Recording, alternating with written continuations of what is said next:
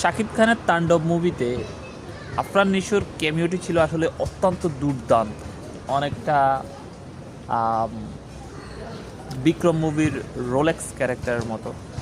যাই হোক, মানে এই হিন্টসটা থেকে, এই ক্যামিওটা থেকে বোঝা যায় ইন ফিউচারে যখন সুড়ঙ্গ 2 হবে তার মধ্যে শাকিব খানের একটা ক্ল্যাশ হতে পারে শাকিব খানের সাথে আফরান নিশোর সাথে, অথবা সুড়ঙ্গ 2 নর্মালি তার এম্পায়ারটা দেখানো হবে এই আফরান নিশোর, তারপরে পরবর্তী যে মুভিটা আসবে সেটার মধ্যে হয়তো দুজনের ক্ল্যাশ দেখানো হইতে পারে।